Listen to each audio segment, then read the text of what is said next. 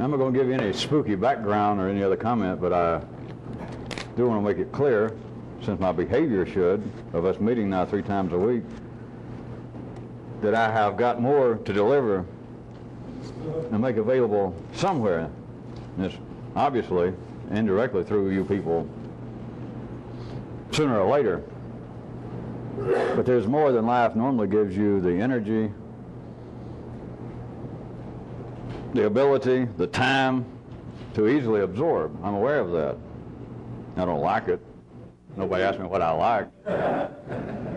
But that's not only here, but it's to you people on tape out there in those cities right now getting this. And I've sent you some messages, as I'm sure you've gotten by now, several over the last couple of days. And I do not want to hear any stories, even indirectly, about how much trouble it is for you people to get together and to see these tapes. You know, if it's that much trouble, to hell with it. Don't ever show back up. But I don't want any more of these reports of so many people not being there, if it's humanly possible. Even though I'm not there, these 3 tapings a week, you're going to have to set it up, and if you're not going to be there, just don't be there, period. As it is now, again, I'm just telling you that I've got more to deliver than you can really absorb. And that's why I'm trying to make some allowance for it by us meeting now 3 times a week. But as it is now, I've got to tell you that a lot of the info every other night is spoiling to the degree that I'm throwing out. That is, you're never getting enough info now in 1 week's time that under ordinary conditions somebody could go out and start a whole new goddamn religion thereon that you're not even getting. Now I start out mentioning one thing, and based upon the ability to absorb and where it goes that particular night, I never get around to the rest, and then it is in a sense become outdated the next 2 nights later, a week later, and it's like it's spoiled, and I simply have to throw it out. I discard it, and you never get it. Thus, I don't have any great tolerance anymore. You never had much.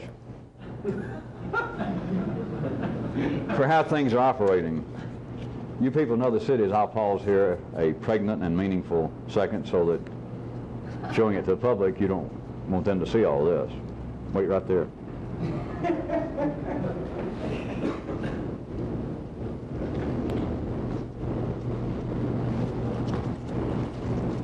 Overlapping.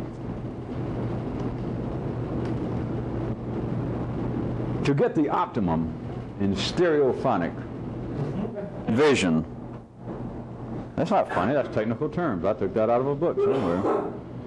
To get the optimum in stereophonic vision, it requires, in human eyesight, that your 2 eyes receive different perceptions of the same object. I assume most of you know that. There are little tricks. I'm not going into this. It's not a lesson in physiology again. But there are little things you can close up one eye, and they're like little tricks, I guess. Little things that you already know. If you tried this from day one, it would be a different story. But now it is that you can do the different sizes of things. You can judge, well, right, there is 3 dimensions out there. There is some depth because I know a chair closer to me is smaller than one back there, and I know if they're really the same size, or the one back there is smaller. To get the full effect, though, and it seems to be an accepted fact, I'll accept it, that the majority in the city of human information is derived from the eyes as far as the 5 senses. But you all know, you should remember back from your high school days, is the 2 eyeballs are picking up different perceptions of the same object. And there's something else. I made up the term, as far as I know, but there is something else that happens that is a part and parcel of this, and that is, they know this, but I'm making up my own term, they overlap. That is, if you close up your left eye and you look, there's some things way out here on the side that if you close up your right eye, you realize on my right eye is seeing way out here in the peripheral. But in the heart of where I'm perceiving, being conscious, the measurements I'm taking right here, they're overlapping.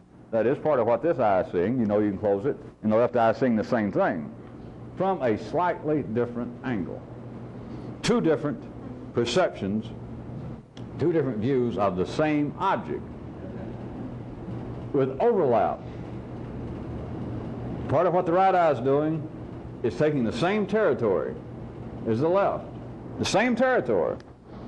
I can see right down here in the middle, I can see almost everything that's of any consequence to me under ordinary circumstance. Under ordinary circumstance, you have a certain focal field of vision that if you're interested in what's going on, or you're fearful, or you're examining something new, you're in a new locale, and you move around and you have peripheral vision, but it's right in here. And in that primary field, there's a great overlap. That the right and left eye almost are taking in the same things from a slightly different angle.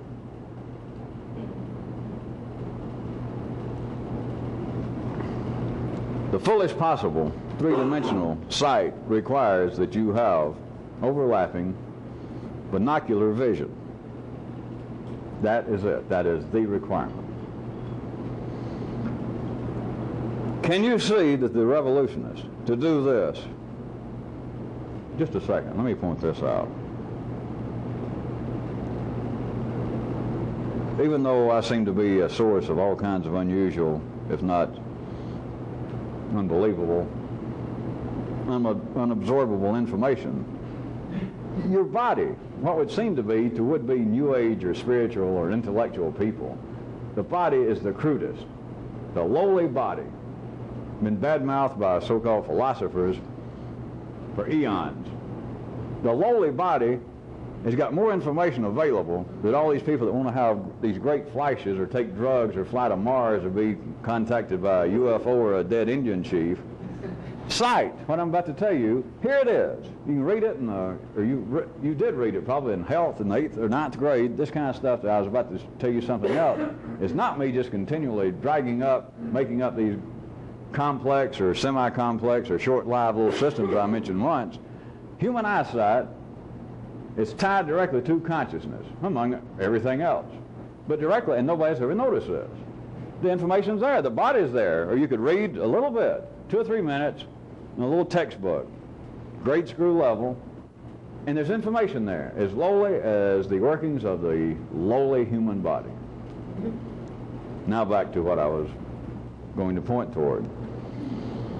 Literally, there is a way in which the revolutionists, someone attempting to do this, someone attempting to further their own evolution while they yet live, you have got to take this very deep-rooted, that is, it's genetic, but it's this deep-rooted binary field of vision into your own conscious, controllable realm. That is, and I've already been tricking you in some of the excursions and things I've talked about into doing this. But what you're attempting to do then, to use, is 2 differing views of the same thing. The overlapping of what seems to be those singular human abilities, human attributes, not only of thought, but particularly of so-called human emotions, but it includes thought. The overlapping from different views of what you seem to think, what seems to be your opinion, what seems to be your interest, what seems to be your fear in some particular area. That's what now I mean by an object. You have got to take this. But looking at human sight, those who have sight, as being of extreme importance. It is where most information comes into the city, sensually speaking, externally sensually speaking. That this arrangement, for you to have the fullest workable perception of the 3D world, requires bifocal, binocular vision. 2 sources overlapping on the same subject, slightly different view. In our case, how slight is the view? 3 or 4 inches, and it makes all the difference in the world. All the difference in the world as far as sight's concerned. That is exactly what you're attempting to do at one level in attempting to pursue this, is to take anything that's a part of your consciousness, anything that you say, I believe. Because if you say, I believe it, that's one eye, saying, I believe it. Your other eye says, of course, people don't normally do this, but you must hear me. I'm not being funny. This is exactly what's going on. The other view says, all right, I don't believe it. In other words, this is true, and the only other possible view is it's false, which is, to ordinary consciousness, is the same thing. This is good. The only other view is this is not good. In other words, it's bad. The overlapping is when you see that neither one of those by themselves gives a three-dimensional, satisfying picture. It does not. Not because I say it does not. Humanity says it does not. History says it does not. And yet everybody's doing this. Not physically, of course. But humanity is wired up to do this, and everyone says, I'm not satisfied with my opinion. I'm not satisfied with what I believe about this. I have this great interest in life, in art, in making a lot of money, in being famous. I've got a whole lot of interest, but I don't know, it just hadn't worked out. I worry a lot about my health, about where I'll be years from now. I worry about my family. None of it is satisfying, never has been. You cannot, even at this level, get the full three-dimensional effect unless you are continually, through your vision, now we're talking about consciousness, through your measurements, you are taking into account slightly different views of one person. And the slightly different view is, that is, the overlapping, the bifocal, the binocular vision is one eye says this is good and another eye says it's not good.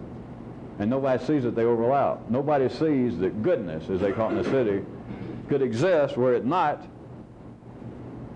for the other view. In other words, something can't be good unless there's an evil. We've been through this now. This is not Philosophy 101. Something cannot be true unless something else is false, unless its opposite is false. But now that's satisfying.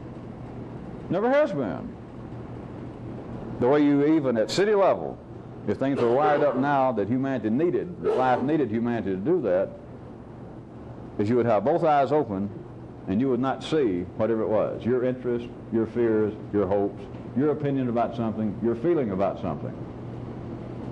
You would not see it as being separate. That, oh, sometimes I love him, sometimes I hate him. Sometimes I think my mother's all right, other times I don't. Sometimes I just get up and I think life is just a great ball and I'm going to kick up my heels. And 5 minutes later, I start thinking, what are those pills that supposedly kill you with no real immediate effects? What is an easy way for suicide?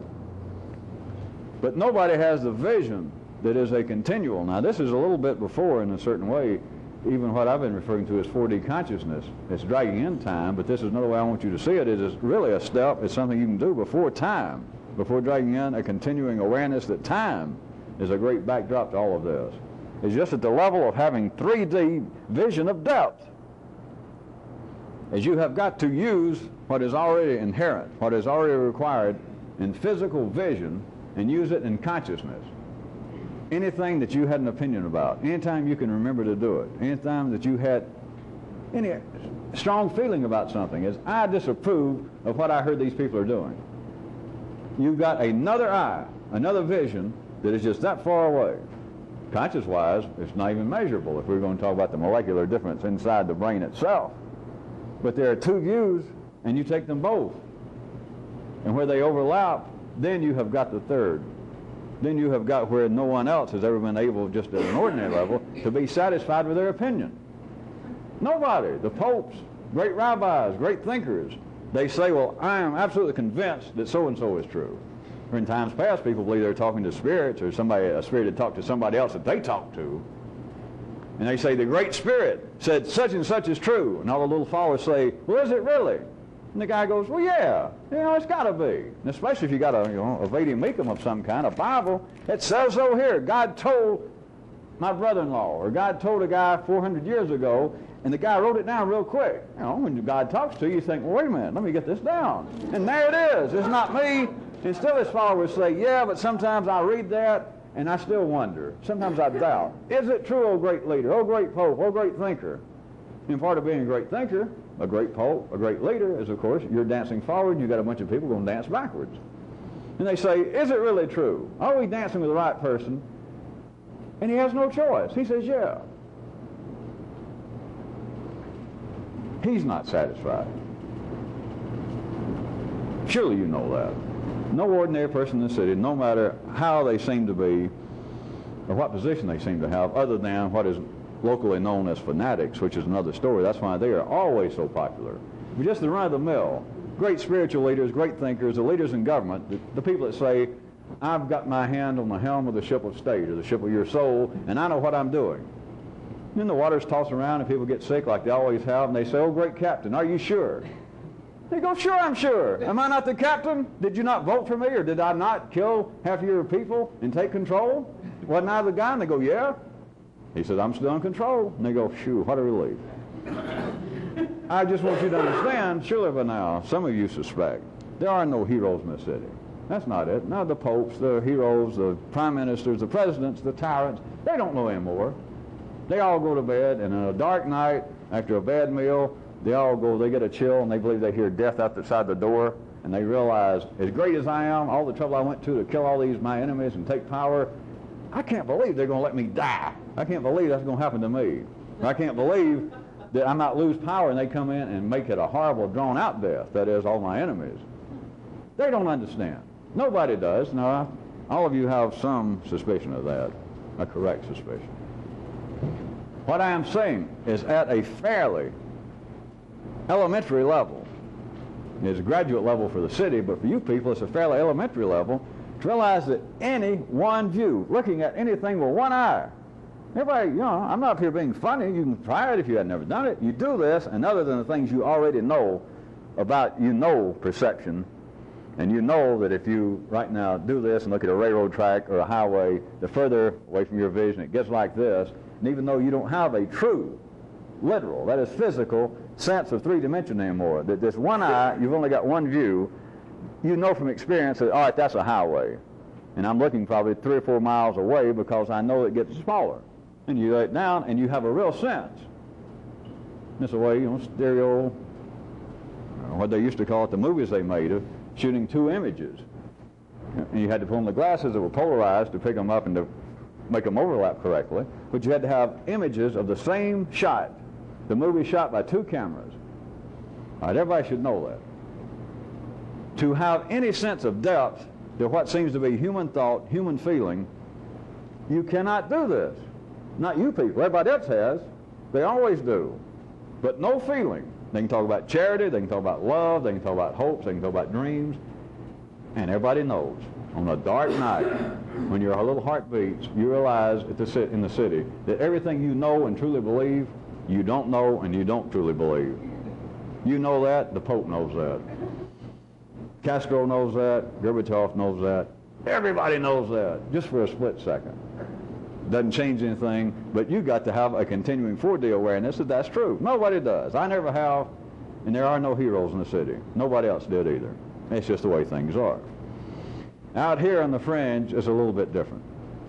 You have got to see that the very things that run the city, the very things that seem to be the pillars, that seem to be the very foundations of human existence, not getting laid, getting fed, staying dry, which you've got to have that in common with everything else, but what seems to be the human experience, those things that for some reason are driving humanity, it seems to be humanity's purpose, his human emotions of charity, love, compassion, and his ability to think, to remember that which he is no longer experiencing, and to take what he has experienced and remember it, and to apparently be able to push it into a possible future, and then to be able to manipulate what seems to be out there. All of that is still not satisfying to someone out here on the fringes. And all those things that are human emotions, it is not that I stand up here, and as some of you might believe for a while, that I make fun of love, or I make fun of compassion. It's not that. It's you've got to see that things as they are named are misnamed. You hear about love and compassion when you're a child, and you call it over, and it bites you on the ass. You hear about friendship, and you say, well, I'd like to buy some, and you buy it and put your hand in the bag, and you come out and you're missing a finger. You hear about the duty, the closeness of blood kin, and you can only rely on your family. And you find this big old cardboard box that looks like it'd be fun to play in. It says family, and you go in and come out, and you've been raped. You've been beat up. That's just the way things are. Behavior does not have a direct correlationship with what people say the behavior is.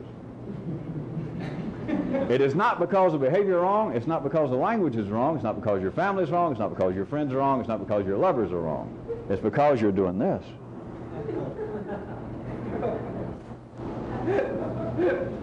When it overlaps, because you always have two, I'll do it again, you've got two feelings about everything, or you couldn't have one.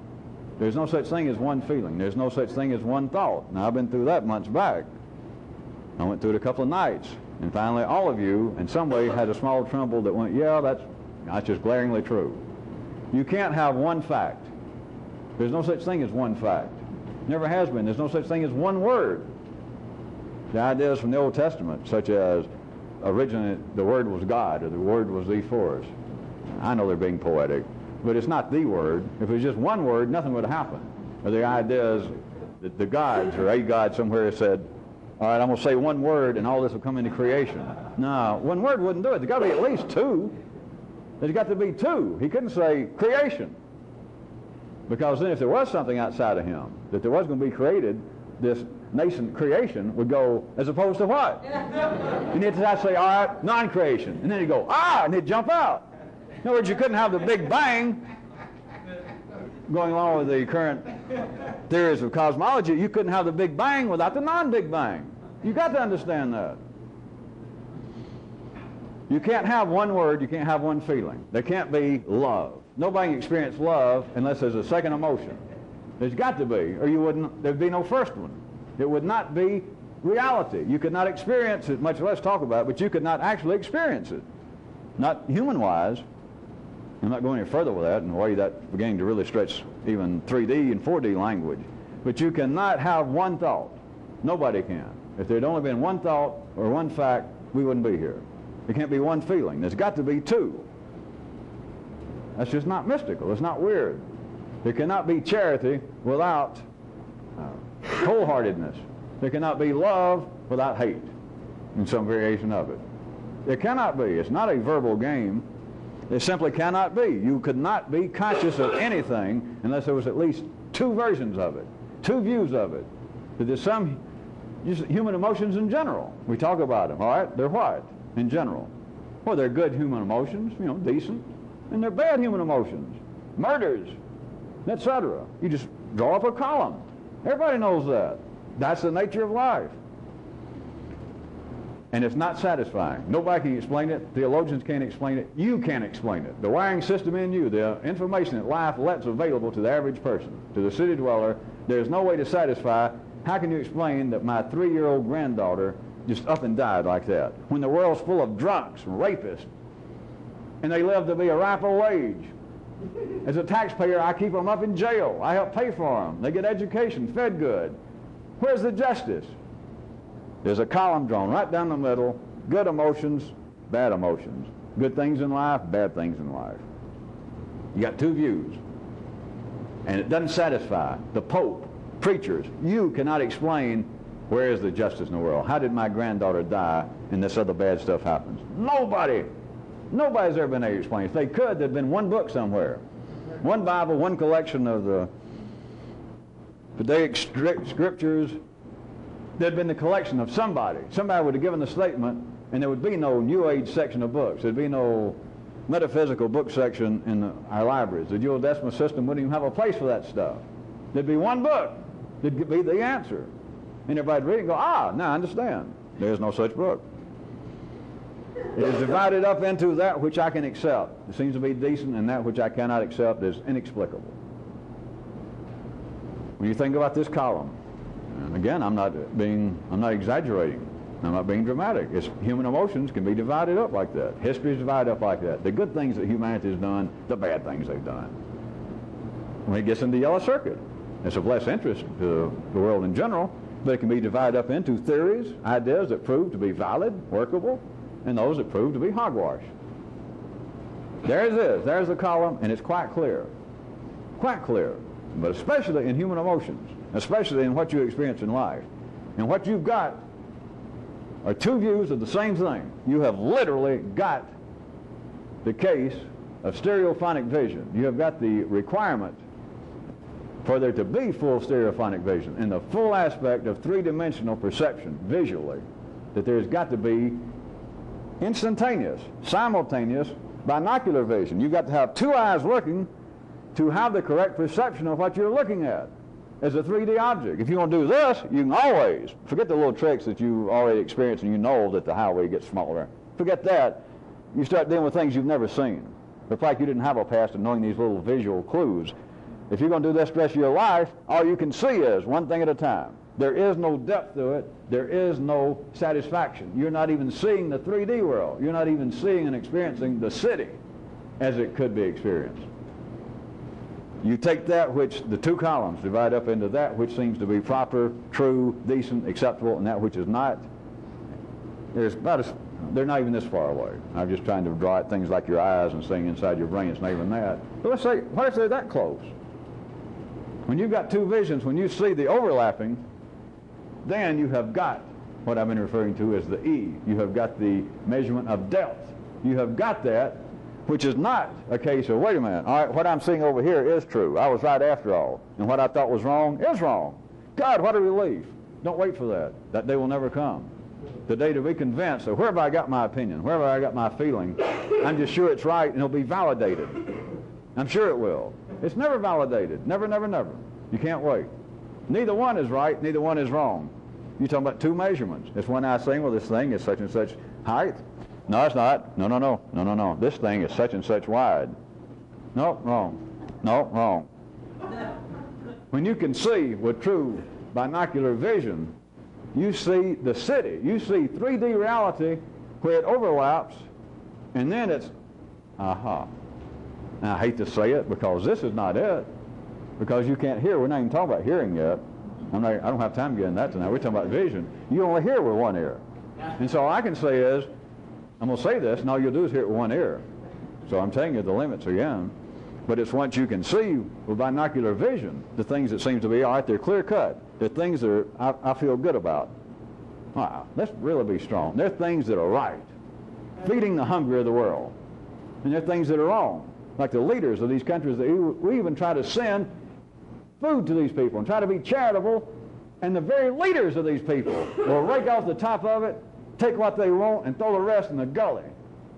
That is evil. That is wrong, and there's no doubt about it. There's a line drawn between the two. You see it with both eyes. Of course, you're going to hear this with one ear. You see it with both eyes, and here's what you see, is that neither one of those are ever right or ever wrong. Never have been. They explain nothing. That's why nobody's satisfied with them. They are not a representation even of 3D reality. They're the representation that life now needs. That's all it needs. But it's always somewhere had a few anomalies like me and some of you hanging around. They went, hey, that's not all there is to it. And especially, why is it that that's all people have ever seen, and they all complain about it and snap their little foot, and then they just accept it? That nobody finds it curious, why do I feel like this is not right, and why is it I see that it's not right, and why is it that life keeps things this way? If you look at it like that, there is an area, I mean by the overlap. Now I'm speaking metaphorically now, except it is still physically true. In here, where you would be making your own personal measurements, that is the area where you would be conscious, then you would no longer see the world's going hungry and we should be charitable over here, and over here is life. There are mean people in the world that won't even let us be charitable, and the two will never meet. Or this over here is good and this over here is bad. It's the same thing. It's good to be religious and it's bad to be non-religious. The area where they overlap is where suddenly your vision is like that, and neither one is true or false. Now that makes no sense to the ears. That makes no sense to city consciousness, other than if it wants to say, well, that's some kind of pseudo-Zen cop-out. Neither one is true and neither one is false. Wouldn't you think after 5,000 years of history that large segments of people would begin to wonder not about what appears to be some of the despicable behavior of humanity and then some of the decent behavior. Not that, but why our perception, mine and everybody else's, cannot see any connection, why it can't find its way out of this morass, why it's tried religion, government, calling the different institutions, that is the different manifestations of humanity as a whole, different things, and nothing has changed. There has been, as far as an average person could tell, if they could use even the yellow circuit in this city manner, just in a normal running manner, no one can sense any progress whatsoever. The unanswerable questions of 5,000 years ago, 3,000 years ago if you insist on Western history, are the same questions. Same ones, no further answer. Why does evil exist? You can be religious or not religious. Why does error exist in life? There's no more satisfying answer. And no one, no large segments of humanity, has life yet go, wait a minute, what if? I know this sounds silly, but what if it's our conception of it? Ha ha ha! How can it be a conception of it when it's patently, obviously wrong and evil? And the people go, yeah, I guess you're right. Or the guy that said that, you talked me into it. Look at this. I got still photographs and movie footage of these people starving. How can you tell me that in any way is acceptable? Yeah, you're right. I don't know. I don't know. I should lay down and take a nap. Now, of course, I'm not in favor of people starving, but there's another great example, as long as I'm pushing your hearing.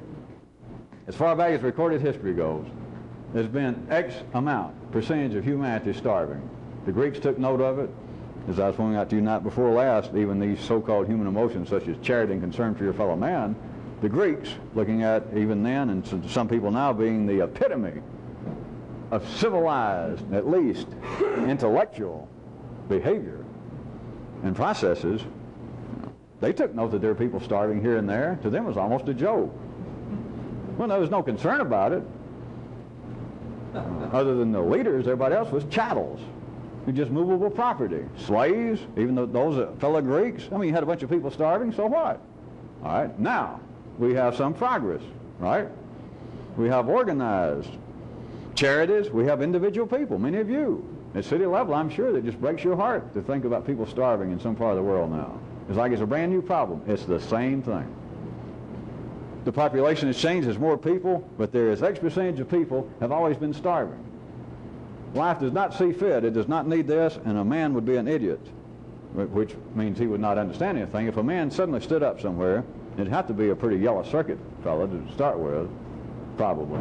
If he stood up some group and they were sitting around having yellow circuit type social events or festivities, and he said, you know what, this whole thing about people going hungry in the world, and then us trying to help in organizations, the UN and our churches and our different religious organizations, and then some of us individually, and then look at the kind of resistance we get. And that half of the monies, or 9/10 of the monies we seem to get together for charity, seems to be squandered. Has anybody ever thought this? I just suddenly realized I'm not a complete nabob when it comes to history. And there seems, it just struck me, or maybe the guy says, I went back and I've done extensive research. And even though, taking into account the increase in population, there's been a percentage of humanity, as far back as recorded history goes, that was starving at any given time, and that same percentage right now is starving. No matter what you do, there's some percentage of starving. I wonder he'd probably call it nature. I wonder if nature, for some reason, requires that X percentage of humanity is always starving. And imagine all these other yellow circuit people with their pipes and beards. Some of them would go, oh, like, who cares? And some of the others might go, one or two might go, hey, you can't talk like that. You're going to get us all, some of the people distrust us intellectuals anyway. You can't start talking about that nature requires or needs that a certain amount of people starve. And he'd probably go too, yeah, I don't know.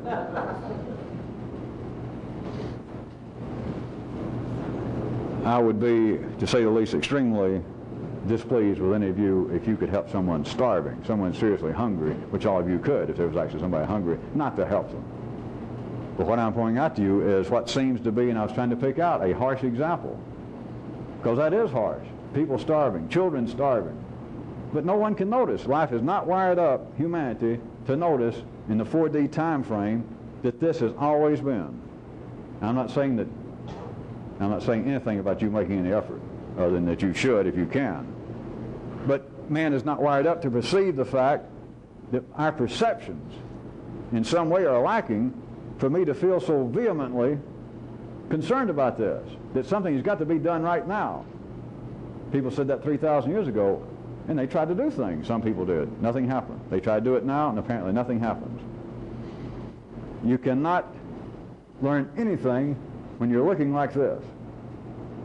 That is, that there is obviously some action to take. There is some proper action, and anything outside that line of action, that side of vision, anything outside that one, not the overlap where I crossed it, but anything outside of here. Like, here's what we should do as a group. As long as that's all you're seeing, things do not change. They never change in humanity's lifetime. That is, one person's lifetime. You cannot perceive change as long as you have only one eye in operation. No matter what it is, you can't perceive any change in you. But humanity, taking groups of people, tribes, nations, cannot see that what they're attempting to do is having any impact. And they wring their hands, they die saying, oh my God, we've wasted our efforts, or they curse the gods. We tried to make these efforts and you wouldn't cooperate. Things are not wired up for any large segment of humanity to go, wait. There's no doubt people are starving. But as far as there being some kind of internal conflict in me and other people, that this is inexplicable, or why is it that we try to do good and we can't do good, what if our perceptions of doing good is wrong? And again, if that happened by accident here and there, the wiring systems, everybody around there that heard that would go, ooh, ooh. Did you lay down and take a nap and wake up being a fascist? A Nazi or something? And people go, oh yeah, ooh, yeah, that can't be true. That is wired into the genetics of people in the city, that cannot be true. But from another view, they're saying, hey, that can't be a cup. That can't be my nose. No, no, no, no. And that certainly is not up, of course, unless that's down. They're saying it cannot be true because they cannot see the depth of it. They do not see that that has 3 dimensions. Of course, it has 4, but they can't even see that it has 3. They see that it has 2, and therefore it's unsatisfying. They're not even exercising, they're not even experiencing the full potential of 3D consciousness. And it comes about where it overlaps, where things cannot be like this. Just everything in my human nervous system tells me, no, no, no. And you look, and it's yes, yes, yes. No, no, no, no, no. I'll get ulcers. I'll curse the gods. I'll do something radical. I'll drink. I'll be an unknown prophet. I'll think these great thoughts. I'll curse the people. I'll be a critic. That's it. I'll be a critic. I'll denounce it. You can do anything you want to. Life is arranged if you had any awareness. If you had this kind of cycloramic 4D awareness of time, just normal recorded time. I'm just sticking with what you people in the city take as being recorded time. Things have not really changed in one sense that much. In another sense, they have changed. Of course, you got to have binocular vision to see it. But what I'm saying is the things that people say are inexplicable. How can this be? And how we've got to keep making effort, and they don't see that the efforts we're making, the way we perceive it, are having no effect. And they blame everything except, or they question everything except what? My perception. Nah. That shouldn't come into question. It's obvious. It's not my perception. What are you, some kind of alcoholic zipper brain philosopher? We're talking about a problem that you're going to observe. It's been observed for thousands of years. Right. And it doesn't strike anybody that perception might be examined. The whole question. It's not the way things are arranged.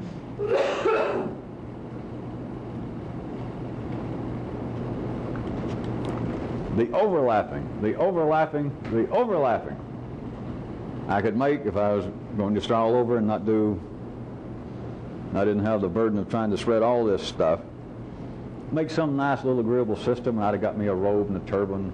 I guess that day is gone now. I'm a generation. I've missed that. Now I'd get me a Jimmy Swaggart Kmart suit or something. I don't know what I'd get. But today I could have set up a nice system, as I've told you about others, like the look-around method, but on the overlapping. And I could almost get some people, probably a larger group than you, if I wanted to stay with something, turn it into a whole system, not move from that, to get people to see. And I may never mention this again, the speed at which I'm operating now. I may not ever mention this thing again, but right there would take you, if I dropped dead, those of you that had any genetic ability to ever fly this thing off the tarmac, to even go on the runway, right there, if you knew how to pursue it, would get you at least on the runway. We'd at least get you up to ground speed. I don't know whether you'd ever take off. But that would do it. That there it is. It is truly a physical, accepted fact in the city. Right from a book on physiology and human sight. And plus you can see that's true. Just what I was doing. It's not only that, and it's not only metaphorical, it is more than metaphorical. It is the way in which ordinary consciousness works, and it is why no one is satisfied in the city.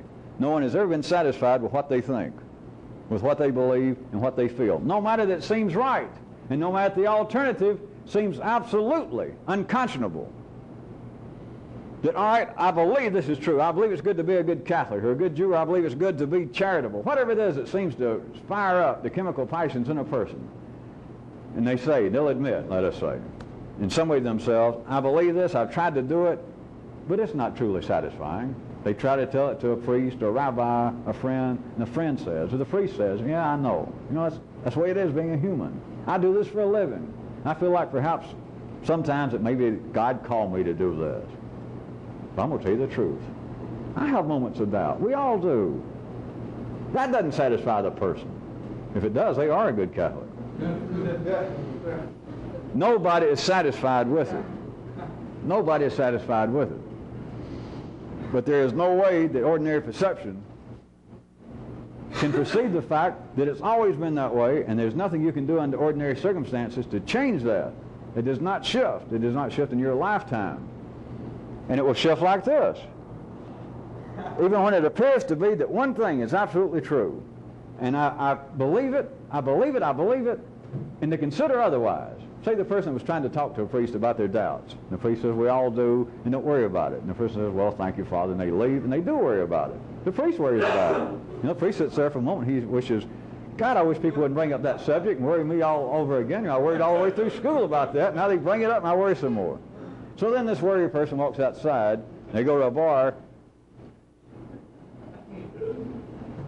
or they just sit down a minute, and the very things that they believe, that they do believe, the things that seem to stir my passions, even though it doesn't satisfy me, and I still have doubts, I've got to be absolutely on the right track on this basis, that if I consider the alternative, that is, being a member of this church or this organization, trying to live this kind of life, the best I can, trying to be a good Catholic, has not satisfied me. You know, a priest says it's okay that he has doubts and all that.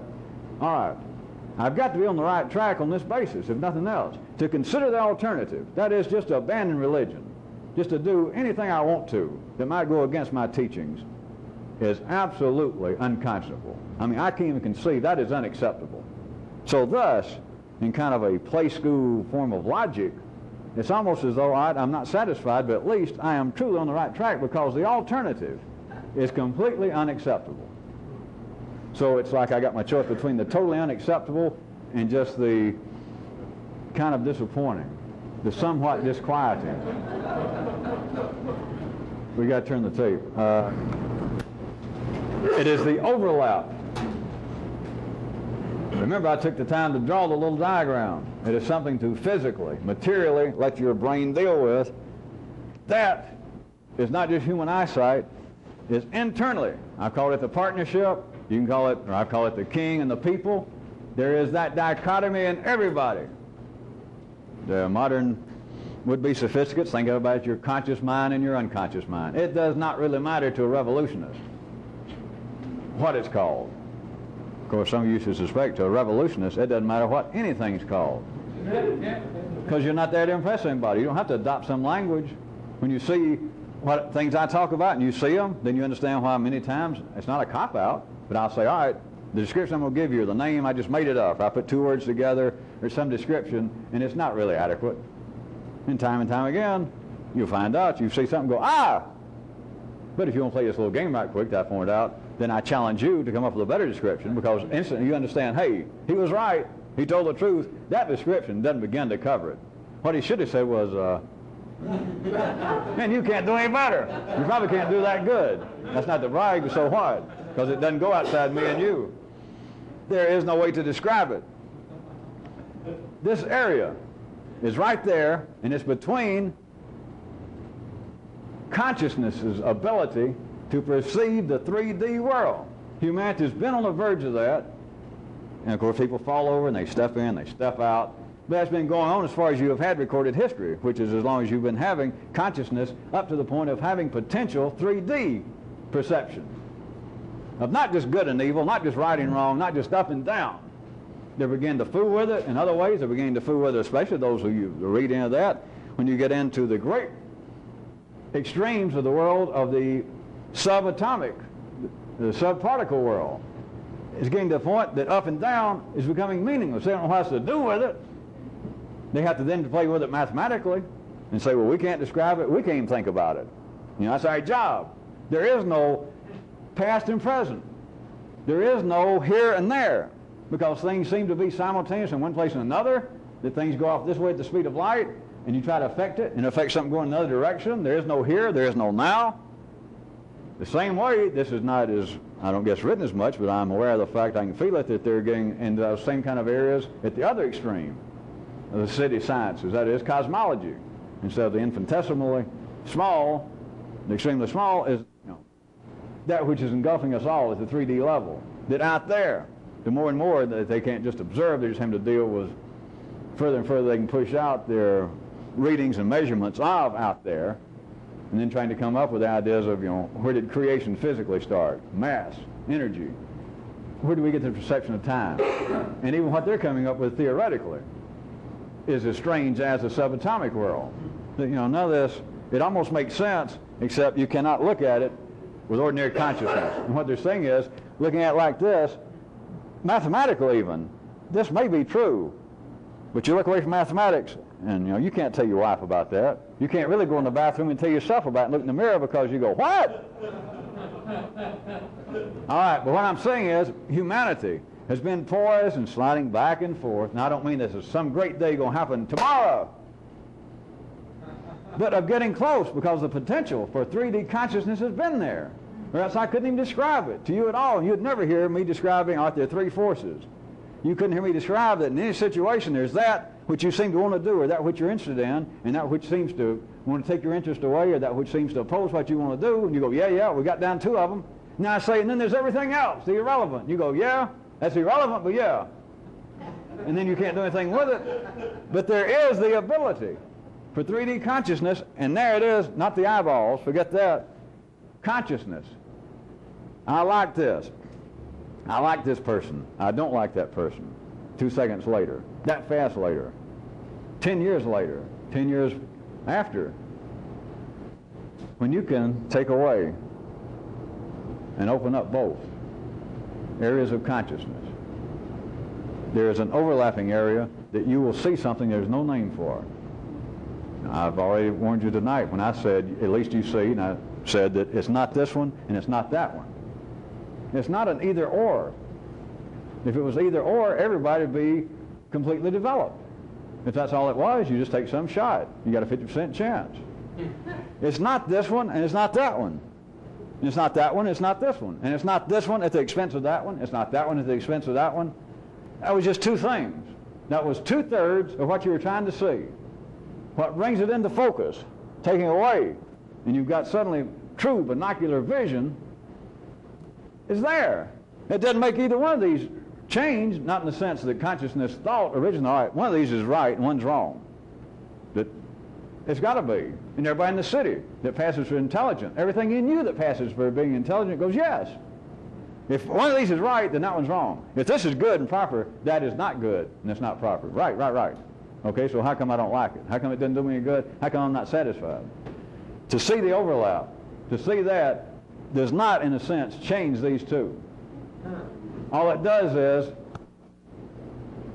you now suddenly have perception, and the son of a bitch exists. The thing you were trying to look at is not a flat object. It exists. It exists three-dimensionally, and from there, I got to suggest to you, it's a short hop over to the other runway where it not only exists with 3 dimensions, where it overlaps, and it makes the other two suddenly make sense. You then almost see, you're just that far away, that this whole thing floats in time. And that all ideas about measuring what is important, what's one lifetime, what's finite, what might be infinite, you're then faced with something I've never gone into. Like everybody talks about, even ordinary people, that our world is made up of objects of 3 dimensions, but there's actually a 4th one, which is time. That is that which the 3 dimensions exist in. How about this? I'll leave you this tonight, where I don't know whether we'll ever live to go into this. Time apparently has 3 dimensions, does it not? past, present, and future. There is something in relationship to your concept of time that is the same way that your concept of time is to the world of three physical dimensions. When the three dimensions run out, up, deep, sideways, don't know where it can go then, it's time. You got to turn another corner and apparently go into another world. You got the same dimensions in your perception of time. You got the past, you got now, you got the future, and then there's another corner. I guess all we can do is tell you that, but don't ever hold your breath. We're not going to live that long at the rate we're going. I got an excursion. That's the end of tonight's public flight plan.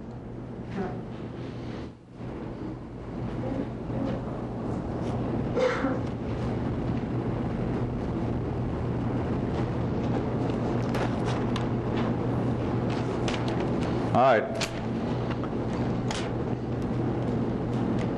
For those of you that like these little kinds of things, I've held this one back a long time.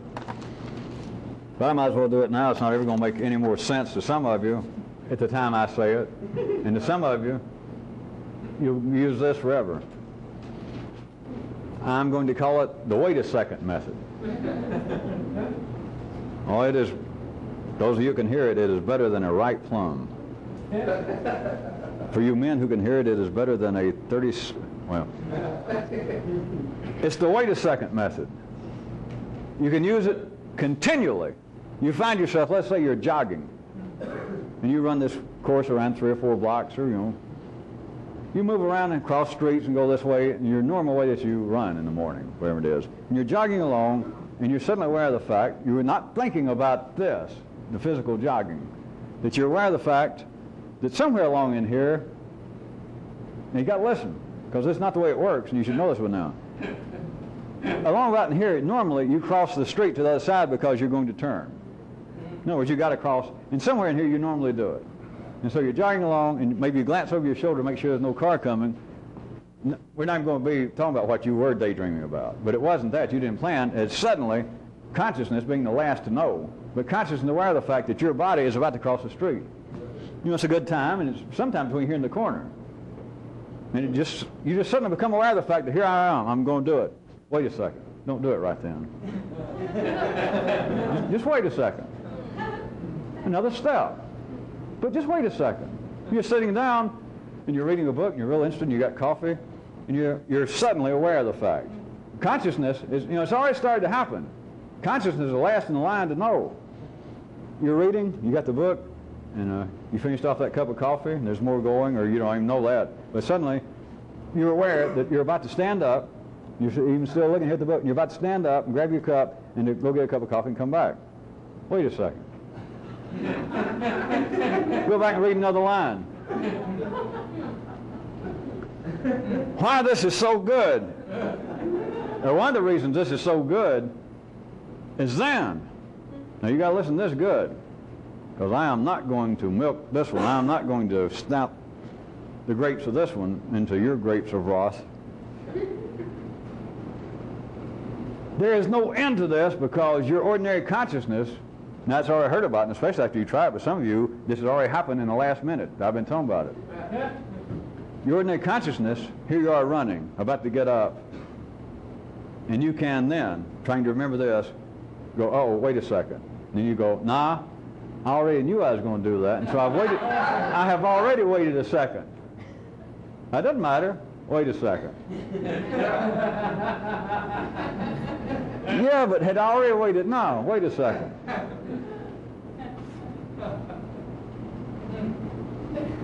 That's like, but you've already had the hemlock. Now give me some more. No, I've already had it. That's okay, give me some more.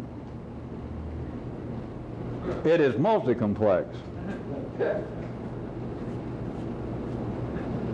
You do it anytime you can remember to do it, and you cannot listen to any of the inner voices say, well, all right, I was going along, and I'd already thought, because that was a good one you told us Friday. And I was jogging along, and so I'd already aware of the fact that I'd already remembered the wait a second method, and so I waited a second. And now I'll do it. No, wait a second. You can't accept those kind of stories. And there's a lot more to this. You're going to have to do it.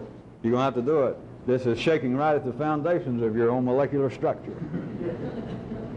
And I gave you one hint that some of you may or may not have ever stumbled across, but about consciousness being the last to know. Now, some of you think you already know that, and some of you do have some grasp of that, as offensive as it is to city intelligence. But this is the kind of thing that one of the side effects that you know that you got to cross, because you got good sense. You've been jogging this for 6 months or 5 years. You know that to get back home, you eventually have got to go on the other side of the street. You know that. You know that. But when you start using this method, now you are jogging, your behavior, you as a total, apparent, individual organism, you have already decided to cross that street. That's your kind of terminology. Life has already directed you across the street before you're aware of the fact that I'm about to do it. Now, some of you know that, but some of you who know that should also know, once I point out, that you hardly ever think about it except when you think about it. The rest of the time, it's like, well, I'll do this. Wait a second.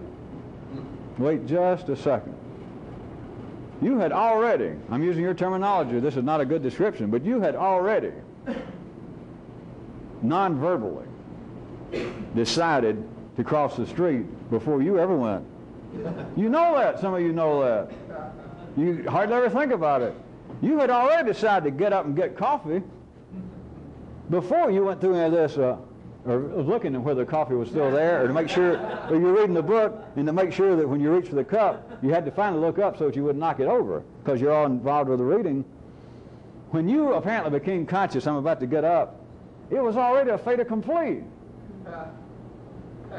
It was just consciousness speaking.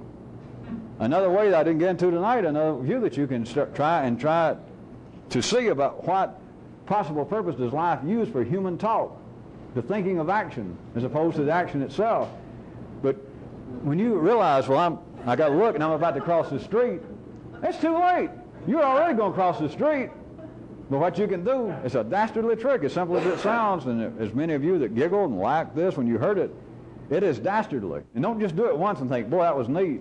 You can do this wait until you hear from me from the grave to cut this off. You can use this forever because it is multi-complex. You can pile it on top of itself.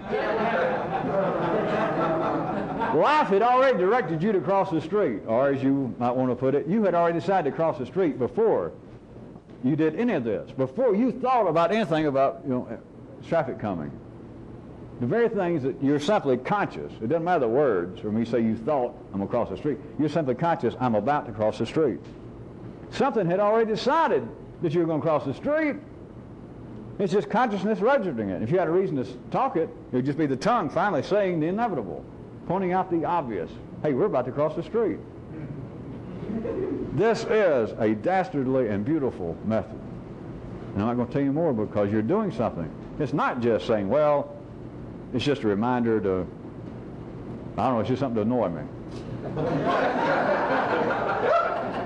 Whatever it is, and you become aware of it, whatever it is. Of course, I don't mean do something that's going to get you hurt, to wait just a second to pull out of the way of a car that's about to run into you. You know I don't mean that. But the things that a second's not going to matter, which, if any of you need me to suggest to you, that sure does include a lot. Is every time you're aware of it, that you're about to do something. Now, I don't mean push this ad infinitum, but right then, just wait 1 second on that thing. That you're about to cross the street jogging, just wait 1 second. Another step, do it 2 or 3 more steps. Of course, if you also know anything about you, you know, if I do it more than 1 second, you should know this, you're going ahead and do a few more steps, and you're going to start daydreaming about me, what I said, and you're going to forget about just the second method. And then you got a chance to do it again because you'll do 4 or 5 steps while you're daydreaming about, boy, this is great, and all the ramifications, and you're back where you started, that you're about to cross the street, you think, but you'd already decided to cross the street. And so then you can do it again, wait just a second.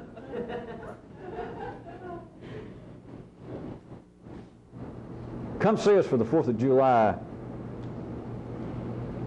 It looks like, because of complications, that we're not going to be coming to New York, but we're going to hold a picnic back up the lake. So why don't all you people come down here? If you don't, you're not patriotic. You're not a credit to your nation. And I'll turn you in.